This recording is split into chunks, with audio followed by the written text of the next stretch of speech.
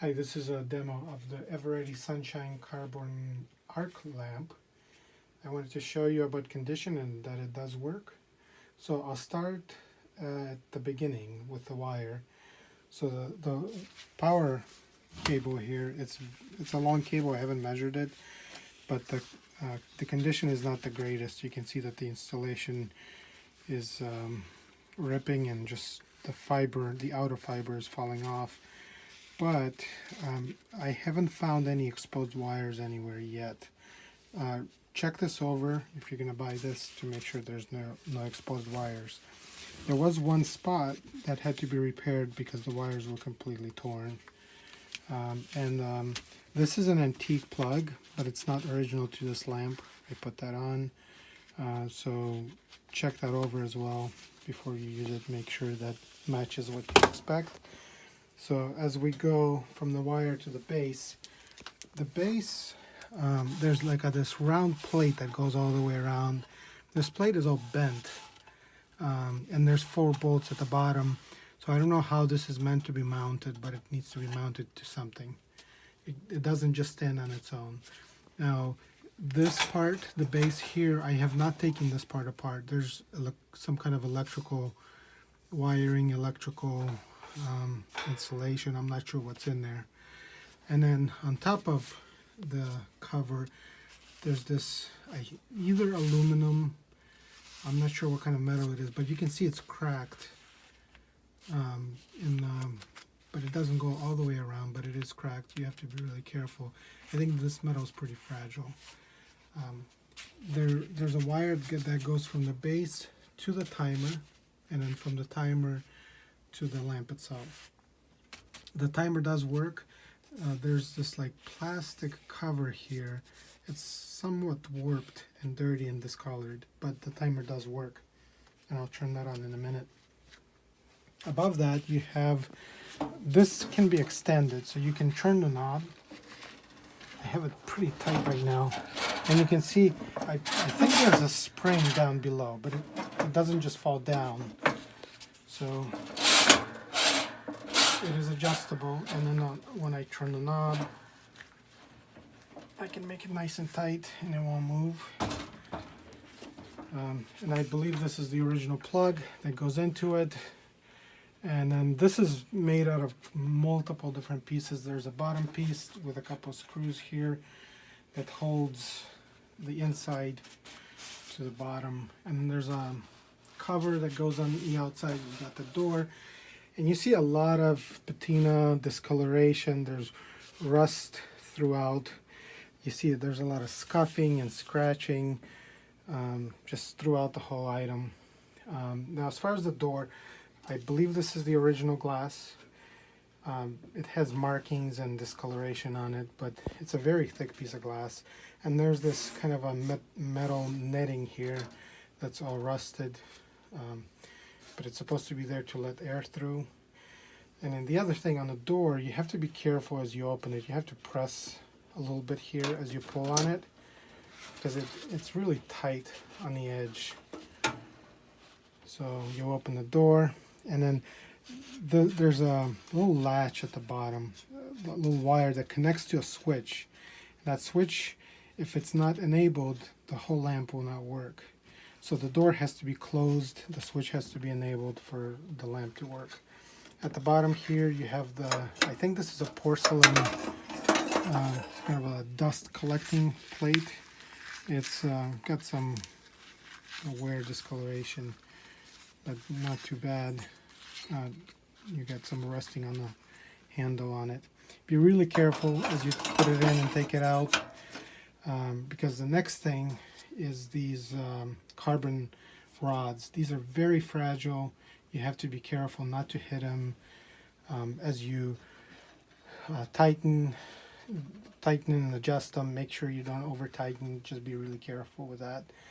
I've done a little bit of cleaning on here on the inside, just throughout. I completely had this apart, and I have some photos if you're interested in getting those photos. But there's places that have like insulation, plates of insulation. This insulation, it's like silicon wafers put in here. They're somewhat brittle. You have some here, you have some right under the metal here, and then there's some on the inside as well, on the inside plate. There's a coil that goes in on the inside on here. There's some silicone probably to protect from heat on that side. So you've got rods, 2 rods at the bottom, 2 rods at the top. You have to adjust them. They need to be nearly touching, as far as I can tell. There might be some other way to operate this, but I have it pretty much touching at the moment. The wiring on the inside looks fairly good, to be in good condition. Also, on the door, there's this separator, piece of separator.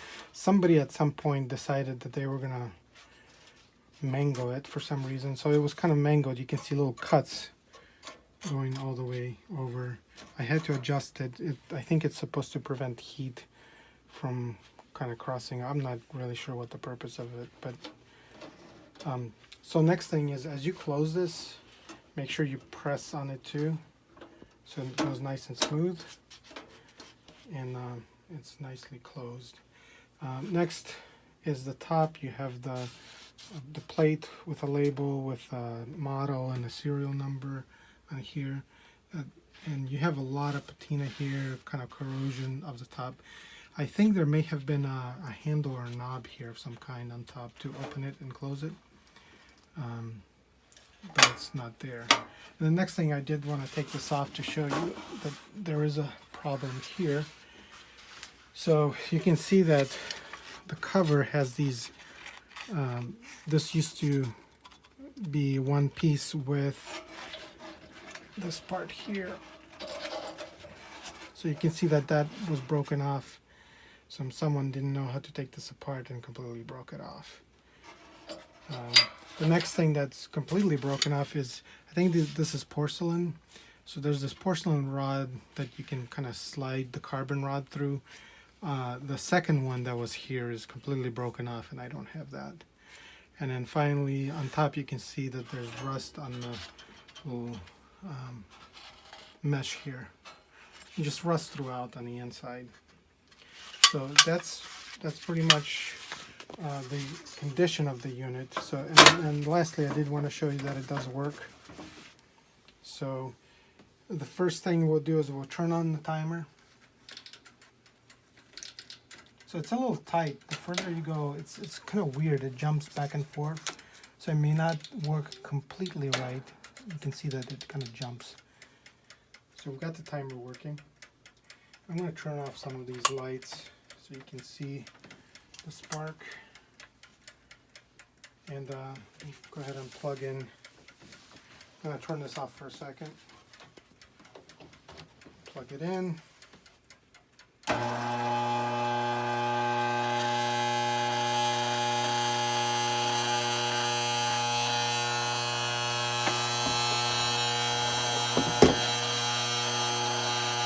So you can see it's arcing, it's making a light. I'm not sure if I have it too close or too far, but that's the only way I could get it to work, where they're nearly touching each other. And as they heat up, there might be something that the machine's supposed to do on the inside, and I don't know what that is.